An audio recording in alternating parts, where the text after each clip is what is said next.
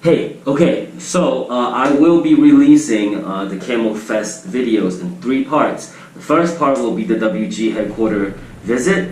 The second part will be the 5-on-5 uncut gameplay of the qualifiers.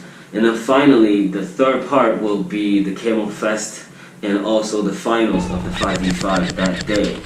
I'll be leaving my thoughts and my reflection on the whole event of the whole Camo Fest and the 5v5. I'll be mainly focusing on the 5v5 because that was what I participated in. Yes, I'll be doing that at the end of the 3rd clip. Now, you might have noticed that the dates are not in sequential order. I made that decision because I think it makes a more comprehensive storytelling. So that's why I will be releasing them in that order.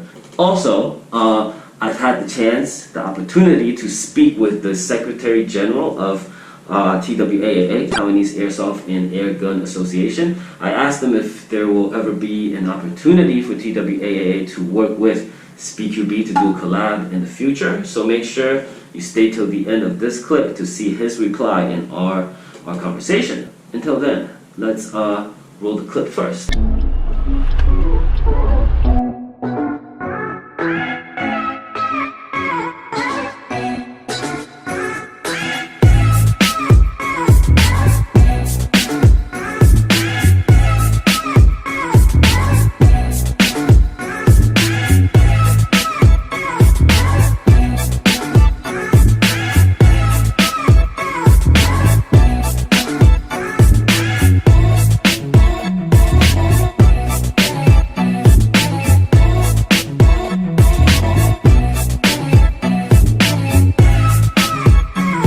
真的好玩的话，就是比赛，然后回去练习，练习到熟练的时候，啪啪啪，谁最快，那个才好玩呢。好，那我这个带回家练习。真的吗？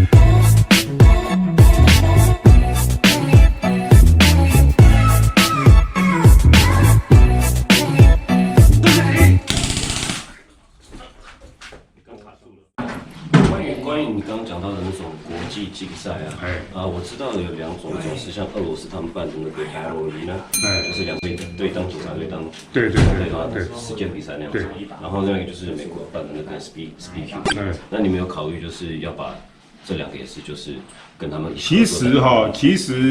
其实因为玩具枪的类型很多哈，刚刚理事长也有介绍，像比如说他强调那个动能比较强一点的。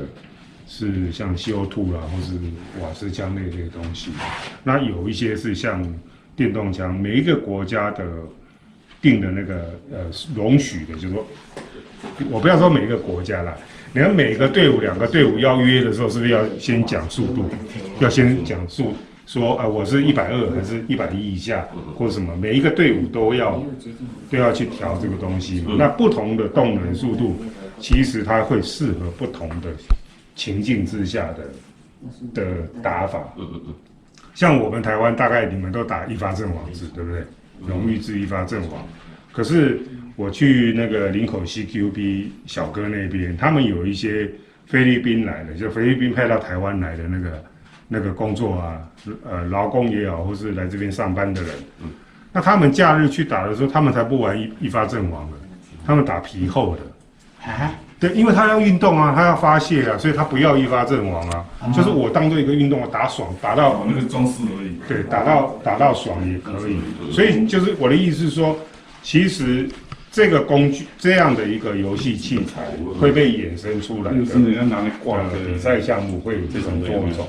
对，那我们也希望说，但是这个事情不会是玩具枪协会来做，一定是有一个更专业的单位来引进，然后玩具枪协会看看你可以协助他们做什么事情。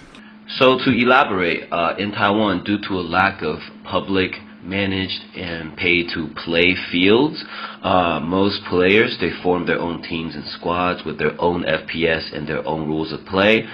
Then they go out and play in abandoned buildings or in the forests. And when two teams convene, they will agree on an FPS and rules of play of which both teams can abide by. So you still get a number of Taiwanese players where they can't understand and or will not accept pay-to-play fields. Henceforth, a lack of universal gameplay standards. 协会不是办活动的单位，它是一个协助推广这个活动的单位。So, at this point, you might be slightly confused as I was, since Mr. Cheng's reply seems to contradict the fact that the association is hosting a 5v5 tournament, as well as the managing director, Ernesto Chen's comment at this meeting that he's optimistic about turning this competition into an international competitive sport. I will dive deeper into this matter at the end of part 3, but I think what he means is that TWAAA will host its own 5v5, but the logistics are slightly more complicated when it comes to collabing with other international organizations' competitions. At least that's my take on it. So TWAA's headquarters right now, it's set within the WG headquarters. They don't have their separate branch yet, but they said they will soon. If you don't know WG, WinGun, they're a toy soft manufacturer that makes strictly CO2 guns. So we went there and we had the chance to check out all their products and lineup. So that was pretty cool. But why we went to WG headquarters, why is the TWAA headquarters set in WG headquarters this year, is because this year's TWAA acting manager is the CEO of WG. And I think every year they switch out between the different CEOs of different Taiwanese airsoft manufacturers. So yes, we went there to check out TWAAA. Yes, I know, TWAAA, I think it's one letter too many abbreviations. Taiwanese Airsoft Airgun Association. Since the TWAAA is actually a union of all the Taiwanese airsoft manufacturers, I think they can just take off the airsoft and just make it Taiwanese Airgun Association, TWAA. That just rolls off the tongue much more smoother, I think. Okay, so I'm not going to get into too much details about the visit because it was Ghost that was invited, not me.